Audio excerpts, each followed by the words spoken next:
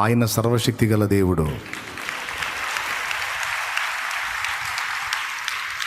నేను చెప్తున్నాను, భరోసా ఇస్తున్నా. నువ్వు ఆనుకోవచ్చు ఆయన మీద, ఎంతకైనా ఆనుకోవచ్చు, ఎంతకైనా ఆధారపడవచ్చు. ఎప్పుడైతే దేవుని యందలి విశ్వాసమును బట్టి ధైర్యం తెచ్చుకుంటామో రిపేర్కి వచ్చిన బాడీ సైతం స్వస్థత పొందుతాయి. నేను మీకు నేర్పేదల్లా ఒకటే, మీకు ఏ ప్రాబ్లం అయినా రండి, నేను ప్రార్థన చేస్తా, పోయిద్దని నేను చెప్పను. నువ్వు దేవునితో కనెక్ట్ అయిపో, నువ్వుగా వ్యక్తిగతంగా దేవుని మీద ఆధారపడు, నువ్వు దేవుణ్ణి కలుసుకో, దేవుని గురించి తెలుసుకో, ఆయన యందు కంప్లీట్గా నిరీక్షణ ఉంచు, విశ్వాసం ఉంచు, ఆధారపడు. అప్పుడు నువ్వు బాగుపడటం కాదు, అనేక మందిని ధైర్యపరిచి అనేక మందిని నువ్వే బాగు చేసే శక్తి నీకు ఇస్తాడు దేవుడు. అందరూ నా దగ్గరికి రండి, నేను ముడతాను, మీకు బాగుపడతారు, మీరు ఏనై ఇక్కడ తయారయ్యే సరుకు అది కాదు. ఇక్కడ తయారయ్యే సరుకు నేనున్నాను, మీకు ఎందుకు రాండి, వరుస పెట్టండి, అందరిని ఎత్తిని చేతులు పెడతాను, మొత్తానికి బాగుపడిద్దని ఇది కాదు. ఇక్కడ తయారయ్యే సరుకు తమంతటా తాముగా దేవుణ్ణి కలుసుకొని, దేవుని తెలుసుకొని, దేవుణ్ణి కలుసుకొని, దేవుని శక్తి పొందుకొని, దేవుని మీద ఆనుకొని తాము విడుదల పొందుటయే గాక అనేకులను విడిపించడానికి శక్తివంతులగునట్లుగా ఆ సరుకు ఇక్కడ కావాలి, అది తయారు కావాలి ఇక్కడ. హల్లెలూయా. కూటమి అయిపోగానే పరిగెత్తుకుంటూ వస్తారు చూడు, జాలేసిద్ది నాకు వాళ్ళని చూస్తే, ఎందుకంటే పసిపిల్లల్లాగా ఉంటారు నాకు. కూటమి అయిపోయిన తర్వాత అలా పక్కకి వెళ్ళి మోకాళ్ళ మీద నిలబడతారు చూడు, వాళ్ళని చూస్తే గౌరవం వేసిద్ది నాకు.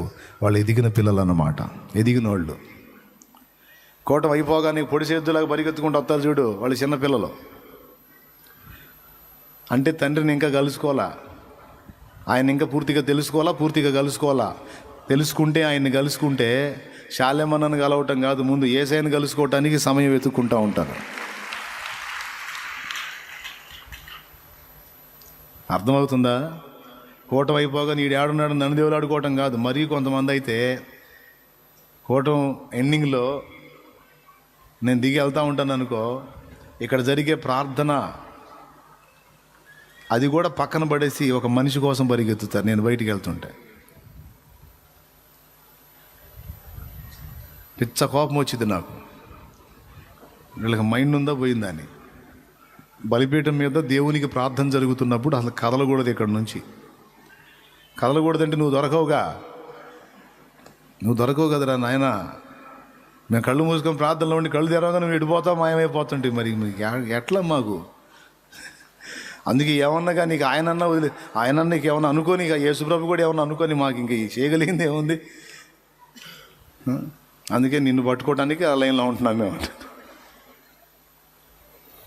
చిన్నపిల్లలు ఎదిగిన పిల్లలు ఏం చేస్తారు? అన్నయ్య ఆడున్నాడు కాదు, మోకాళ్ళుని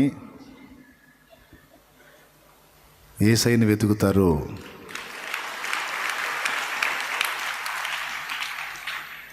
నాదేముందండి, ఈరోజు మీకు అందుబాటులో ఉన్నాను, రేపు పదరా ఇంకో చోటకి వెళ్తానో, లేకపోతే ఏమో ఉంటానో ఊడతానో తెలియదు కదా.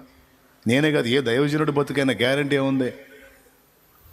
అందుకే నా బాధల్లో కూడా ప్రతి బిడ్డని నా యేసయ్యకి కనెక్ట్ చేయాలి. అందరూ ఆయన మీద ఆనుకునేటట్టు చేయాలి, ఆధారపడేటట్టు చేయాలి.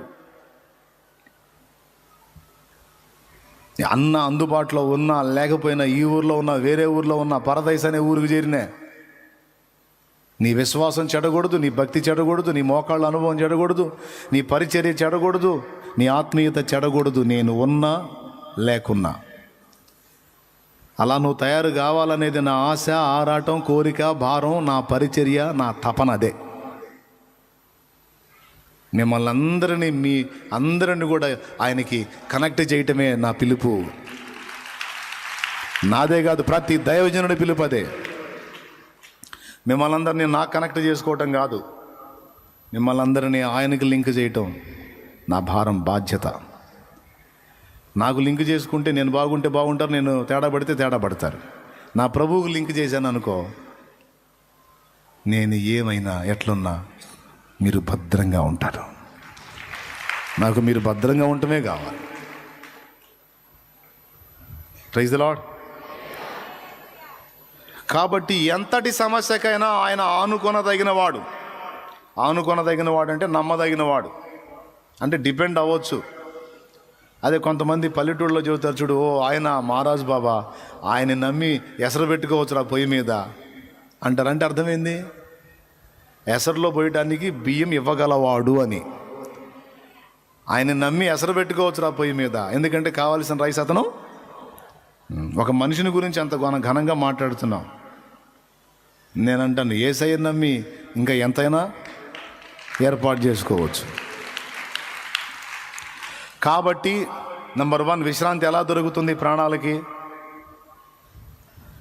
ఆయన యొద్దకు వచ్చి ఆయన కాడిని మెడ మీద ఎత్తుకొని ఆయన దగ్గర నేర్చుకుంటే మీ ప్రాణములకు విశ్రాంతి అన్నాడు మత్తయి సువార్త 11:28.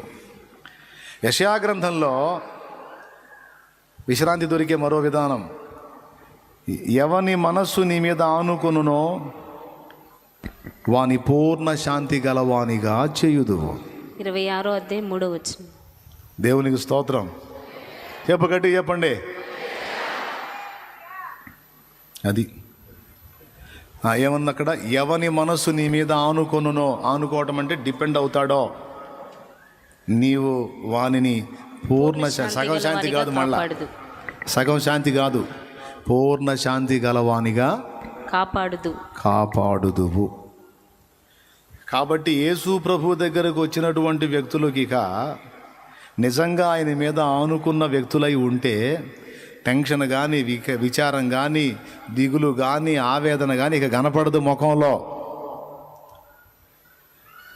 ఏవైనా ఉండని, బలహీనతలు, సమస్యలు, ప్రాబ్లమ్స్ ఏవైనా ఉండని, నిందలు, అవమానాలు, దోషంలో కేసులు, సమస్యలు ఎన్నన్నా ఉండని, పొలం బండనే ఎండనే, వికారం ఏమి ఉండదో.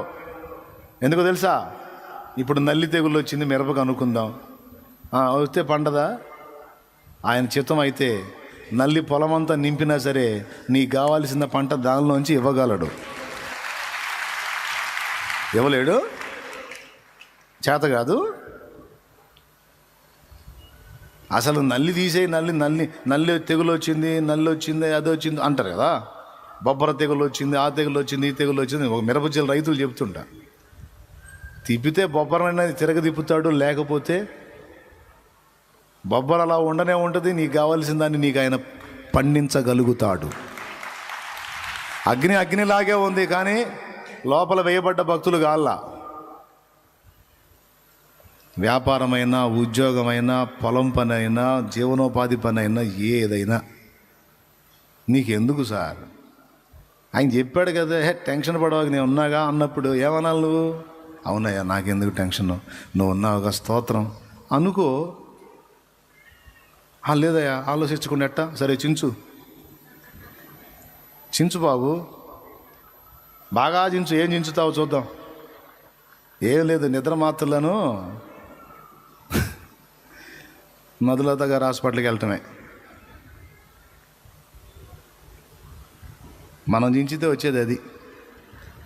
ఆలోచించేవానికి బాధ్యతను అప్పచెప్పు, నువ్వు ఆయనను స్తుతించు. నువ్వు చేయాల్సినది అది. ఏం చేయాలి? సింహపు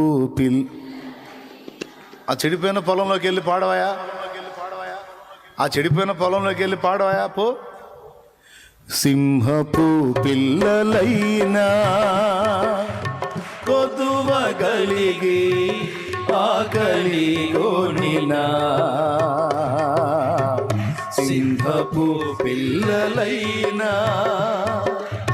కొదువగలిగి ఆకలి గోనినా, నీ పిల్లలు ఆకలితో అలుమటింతురా,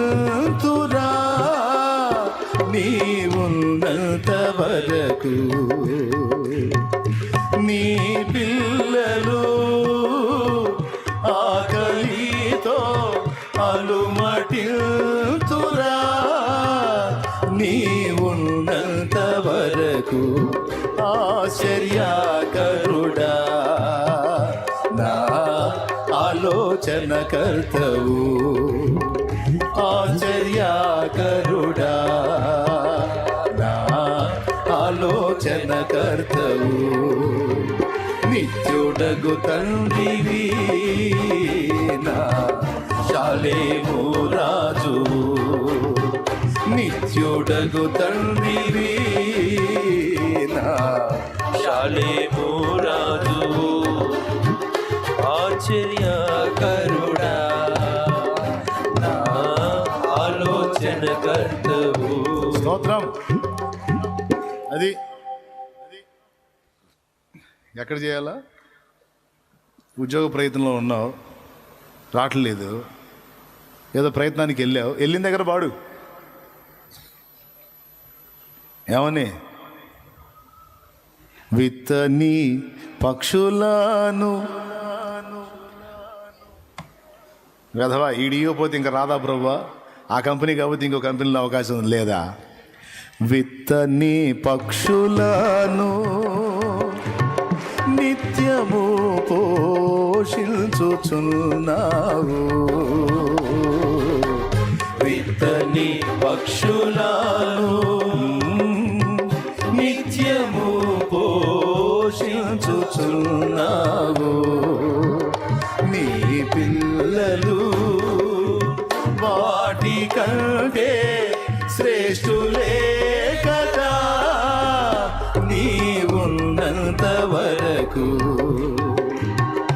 నీ పిల్లలు వాటి కంటే శ్రేష్ఠులే కదా, నీ ఉన్నంత వరకు.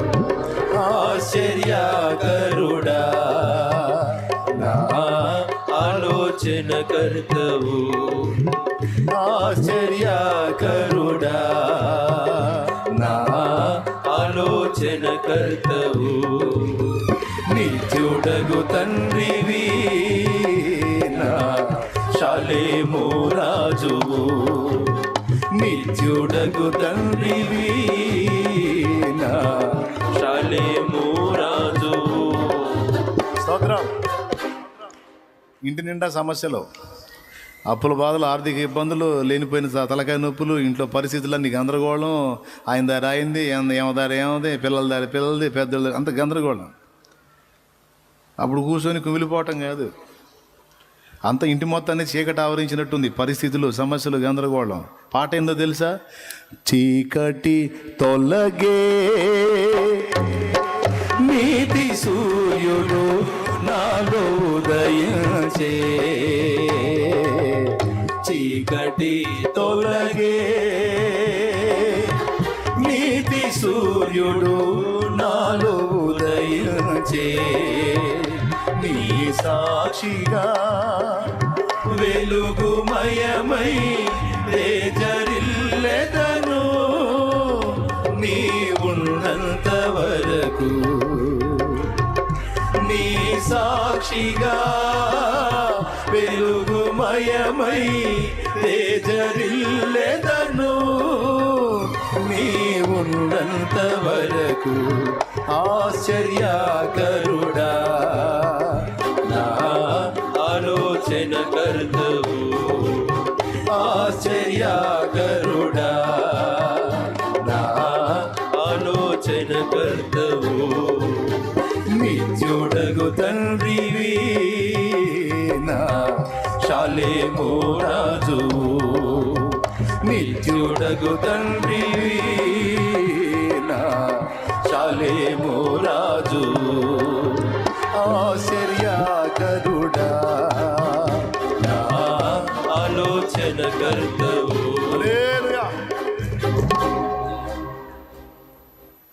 ఆనుకున్నోడు ఈ రూట్లో ఉంటాడు.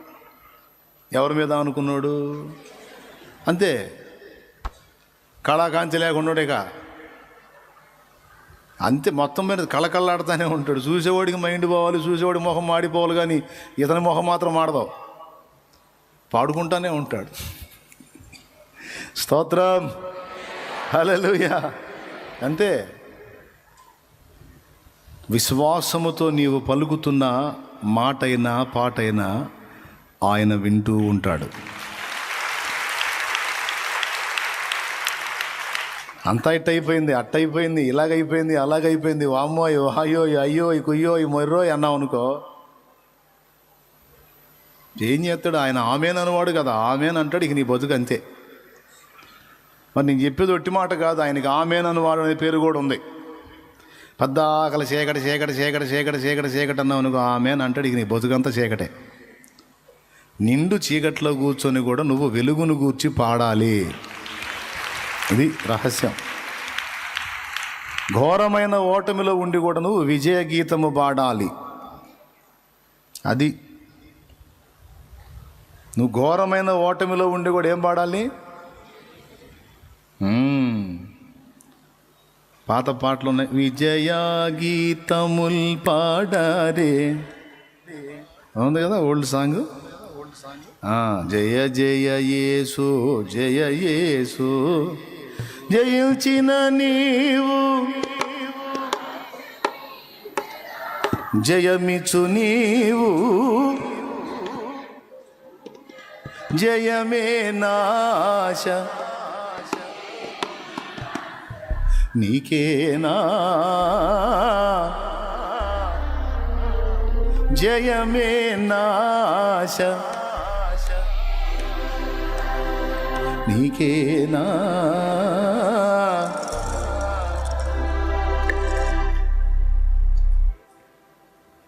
ఉంచుకొని లేదంటుంటారు కొంతమంది, లేకుండా పోయిద్ది నిజంగానే.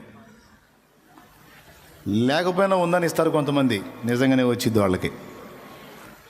నీకే కొంచెం ఉందనుకుంటాగా పర్వాలేదు, నీకే లేదనుకుంటా కంటే ఉందిలే తీసుకో, ఏమి ఇస్తున్నా నేను మళ్ళా మాణికలు తీసు కొంచెం వెళ్ళి తీసుకు, లేదనుకుంటా ఉన్నదిలే ఉందిలే పో, నిజంగానే వచ్చింది. ఏదో ఒక రకంగా వచ్చింది ఇంట్లోకి, దేవుడు పంపిస్తాడు. లేకపోయినా విశ్వాసమును బట్టి ఉంది అని ఆ ఉన్న కొంచెంలో ఇతరులకు నువ్వు మేలు చేసావు కాబట్టి నీకు సమృద్ధిగా వచ్చేస్తుంది. ఉంచుకొని కూడా కొంతమంది దరిద్ర బుద్ధి, ఏడుంది ఏముంది, ఏడా కాళ్ళే ఉన్నట్టుందిగా ఏముంది, నిజంగానే పోయిద్ది. ఎందుకంటే ఆయన ఆమెన్ అనువాడు, పిచ్చి వదిలిద్ది. స్తోత్రం. గాఢాంధకారంలో కూర్చొని కూడా నువ్వు జయమును గూర్చే పాడాలి. అంధకారంలో కూర్చున్నప్పటికీ కూడా నువ్వు వెలుగును గూర్చి పాడాలి. ఎందుకంటే అంధకారంలో సైతం నీ కొరకు ఆశ్చర్యకరమైన వెలుగును పుట్టించగల ఆశ్చర్యకరుడు ఆయన. ఒట్టి మాటలు కాదు ఇవి, నిజంగా నేను అనుభవించి పాడుతున్న పాటలు, మాట్లాడుతున్న మాటలే. ప్రాక్టికల్ లైఫ్లో అనుభవించాను నేను.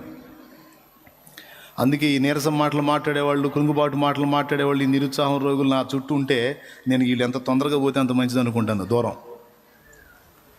కొంతమందికి అదొక దరిద్రపు అలవాటు, ఊరక దిగజారిపోయిన మాటలు మాట్లాడుతూ ఉంటారు పక్కన చేరి. మహా చిరాకు అన్నమాట. వాళ్ళతో మాట్లాడడానికి కూడా ఇష్టపడను నేను. ఎలా ఉండాలి అంటే ఆ మిన్ను విరిగి మీద పడ్డా సరే దేవుడున్నాడు, ఏం కాదు, భయపడద్దు అనే మాట కావాలా. నువ్వు ఇతరుల దగ్గర ఉన్నా అలా మాట్లాడాలి. నీ పక్కన ఉండేవాళ్ళు కూడా అలాంటి వాళ్ళనే నువ్వు ఉండేయాలి. ఈ సోదరుల నుంచావు అనుకో, నువ్వు దిగజారిపోయిన మాటలు, కృంగదీసే మాటలు, ఏదేదో వచ్చిన ఎత్తిన పడ్డట్టుగా మాటలు వినపడితేనే నశానానికి ఎక్కిద్ది నాకు. పోస్ అవుతాను అనుకుంటా, డైరెక్ట్గా అంటే ఫీల్ అవుతారని మనసులో అనుకుంటా. స్వేచ్ఛ ఉందనుకో, వాళ్ళ దగ్గర స్వేచ్ఛ ఉందనుకో, డైరెక్ట్గా వాళ్ళ మొహం మీద పోస్ అవుతానా చేస్తున్నాం వల్ల అంట. ఏంది నేను సైతాను? నువ్వు సైతాను కాదు, నిన్ను సైతాను శోధిస్తున్నాడు. నువ్వు కృంగదీసే మాటలు మాట్లాడుతున్నావు, పో వేస్తున్నావు.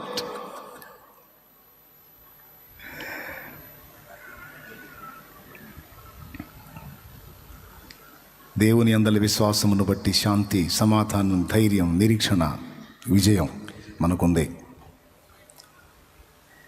కాబట్టి ఎవని మనసు నీ మీద ఆనుకున్న వాడిని పూర్ణ శాంతి గలవానిగా చేస్తా. ఈ ఆనుకోవటం అంటే ఏంటంటే ఒక్కటే మాట చెప్తా, ఏదన్నా రాని అబ్రహాం అన్నట్టు అనుకోవాలా. యెహోవా ఈరే. ఆయన ఉన్నాడు, ఆ సందర్భం వచ్చినప్పుడు ఆయనే చూసుకుంటాడు.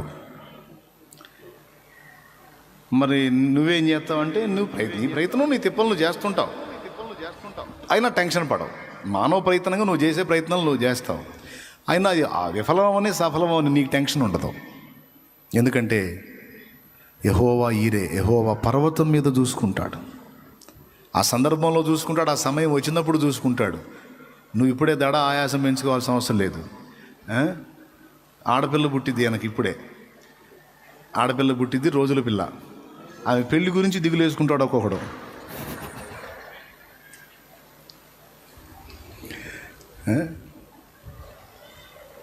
నా దగ్గరికి ఒక తల్లి వచ్చేది తరచుగా. ఒకరోజు నన్ను పట్టుకొని ఏడిసింది. ఒక 55 అంత వయసు ఉంటుంది ఆ తల్లికి. ఎంతలా ఏడుపు ఏడ్చిందో. వాళ్ళ ఆయనకి ఏదో బాగలేదంట, అయ్యా అయ్యా అనేది. ఆ మనిషిని ఓదార్చడానికి నాకు చాలా సమయం పట్టింది.